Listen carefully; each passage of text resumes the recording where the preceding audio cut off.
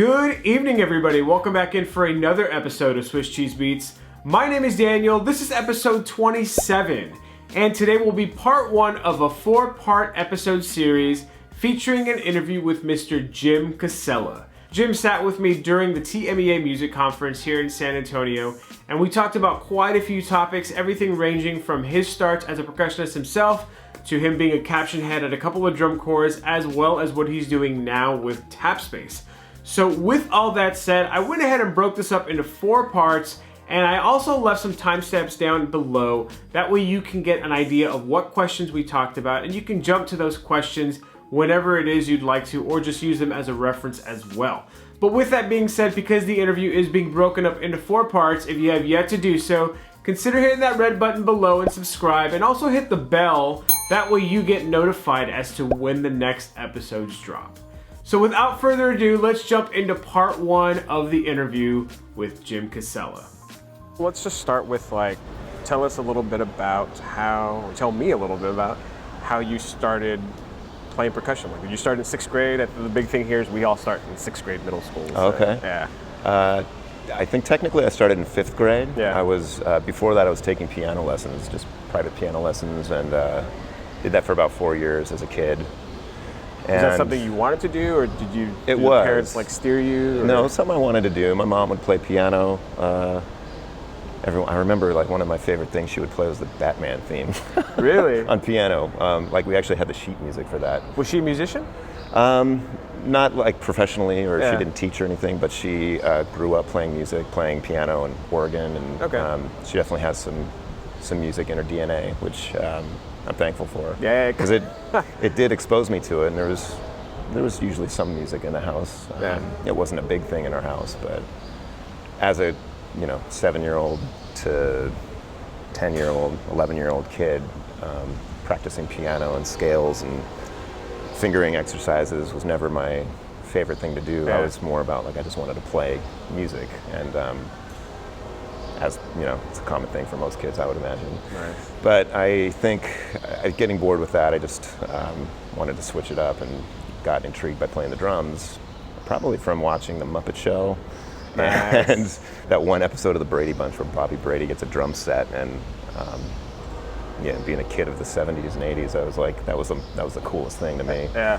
So I wanted to take drum lessons, and I think my 11th birthday, my parents got me a practice pad and a little gift card that says you get private lessons down the street at the local music shop. So. Nice. Well, old Remo practice pad? Yep. Yeah. An old the gray original plastic rim Yeah. with a head on it, and the screws to tighten Yeah. it, and a little pair of 5As probably. Yeah. So I started taking drum lessons and stayed with that same teacher. His name was Curtis Cooper. Just happened upon a great teacher at the local music store, and I studied with him all through high school, and got pretty good at it. And I was in a local youth marching band. It's kind of like a corps style marching band. Yeah. Outside of school? Outside of school, yeah. It was called Spirit of Sunnyvale. Huh. And we would actually perform in exhibition at local drum corps shows. And we would go as far from California. We'd actually go all the way out to the Denver show. We'd actually go on our own little mini tour, kind of like a drum corps, but not really. It was still a marching band. And it was actually a really successful group, and that was sort of my intro into drum corps. So by that time, I was completely hooked on it. Throughout high school, I was like the quintessential band nerd, and I was writing music for the Drumline. My band director would entrust me to do that. And so did you guys even have a drumline instructor? Because when I was in high school, we didn't have a full-time percussion instructor ever. Yeah, now that you mention it, we didn't really have a drum instructor. So you were the guy. Kind of. Yeah, I mean, my drum teacher, Curtis, he did come and help a little bit here and there, but he wasn't primarily a marching guy. In fact, he was steering me against ever doing the marching thing in the first place.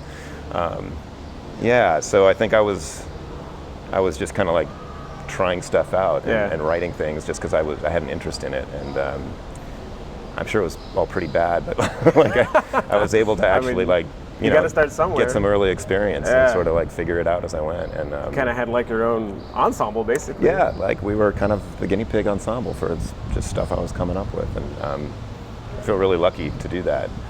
That's the original Tap Space then. I guess so. I guess so. Right? Yeah. The roots. My girlfriend was just talking to my mom about this one year. I think it might have been my senior year, and I was by that time I was checking out all the drum corps, and the Velvet Knights were a big thing back then, and they did this. VK Cool. I wonder if they did this, or maybe this. I'm getting confused with the Vanguard thing, where they like went through the tunnel and changed their pants and stuff. It was 85 or 86 or 87, one of those 80s years. And so I had it in my mind that the drum line only was gonna wear chucks. We were gonna have high tops. Yeah. And the band was gonna just wear their regular dorky band uniforms and shakos and stuff.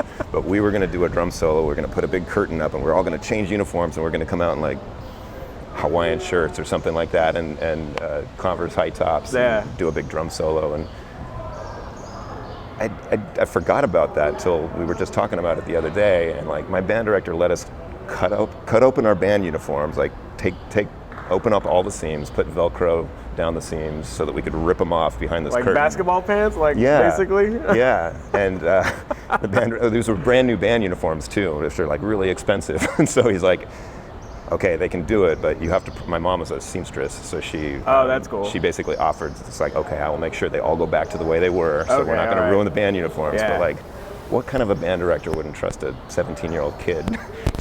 That would never happen today. No way. That would never happen today. But I'm thinking, how cool was that my band director did that, and he helps facilitate it with my mom and stuff. So after high school, you went to San Jose? San Jose State. Yeah. And so when you auditioned, was Cirone already there?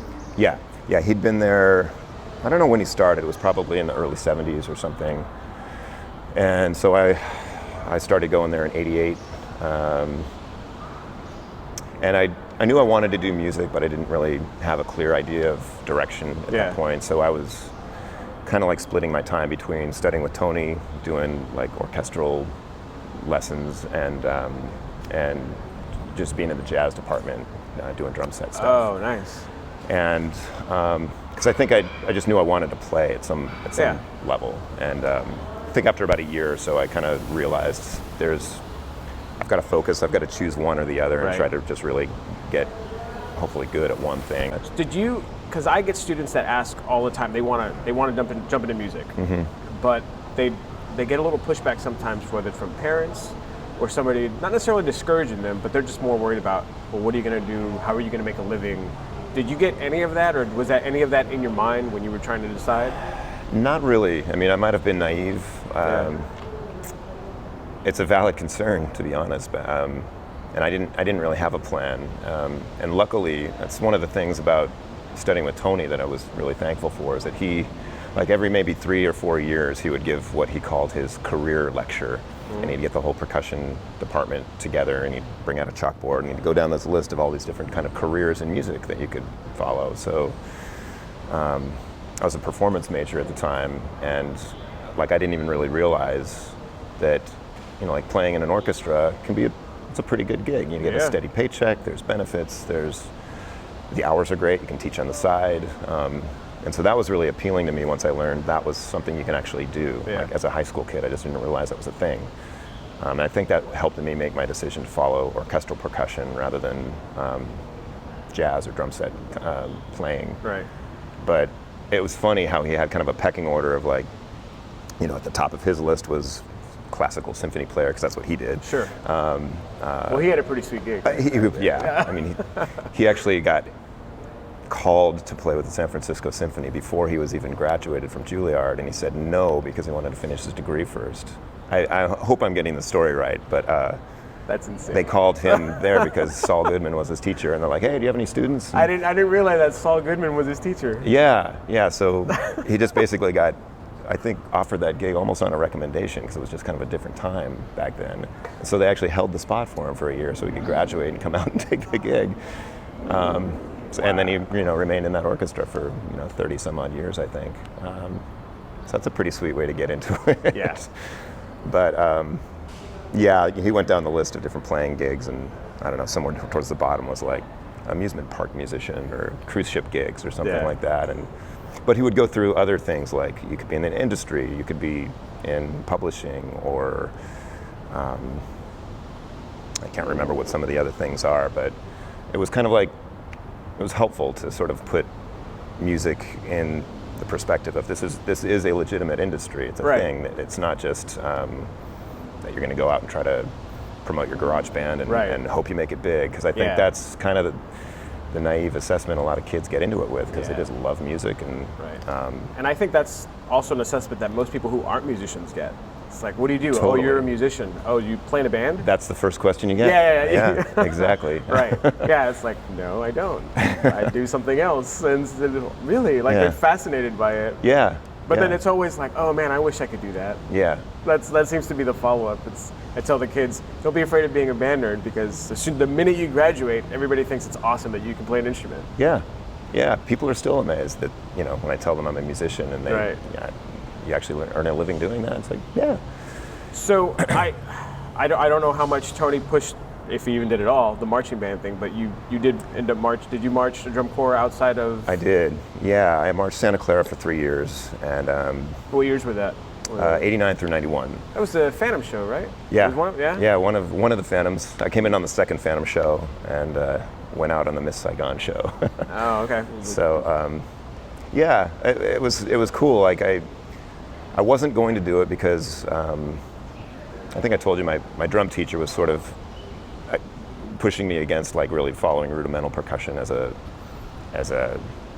path to follow, because it's like, you're not going to make a living doing that. You're going to be a robot drummer, snare drum guy. And, you know, I was young and impressionable enough that I took that to heart. Sure. And so that was my plan. It's like, I'm going to go to college. I'm going to be a serious musician. I'm going to study with Tony. And I had heard rumors of Tony being super against drum corps, because in the 70s, people would come out to be in the Vanguard drum line with Fred Sanford and Ralph Hardiman, and they'd come from all over the country. They'd make the line, and then you had to move to Santa Clara to be in the line. You had to be local. So they would just go to San Jose State to kind of like knock out some credits. And these drum corps guys would study with Tony, and he'd, you know, they weren't really there to be serious about it. They were just kind of like getting some extra credit. And they were probably there to appease their parents. I'm going to school. Maybe that was it. I'm going to school, yeah. So I had heard rumors that Tony was like super against drum corps too. So I didn't tell him I was marching. I just kind of tried to hide that. I think until later on, like when I was a senior and I was a little more comfortable in my own skin, I was willing to let him know I was doing that. Well, he probably didn't. He probably saw that it wasn't affecting the legit side of what you were doing, your occasional stuff. Yeah. So, and then after you marched drum corps, did you immediately go into teaching? Hope you're enjoying the interview so far. In fact, if you are, go ahead and give this video a thumbs up and consider sharing it on some of your own social media platforms as well. And at the bottom, I listed a comment with what I find the most interesting part of this interview so far. So why don't you go ahead and leave me yours? Let me know what you guys find the most interesting thus far. And of course, if you have yet to do so, consider subscribing, hit that notification bell down below. That way you guys get notified on when the next episode comes out. Once again, thank you so much for tuning in, and I will see you on part 2.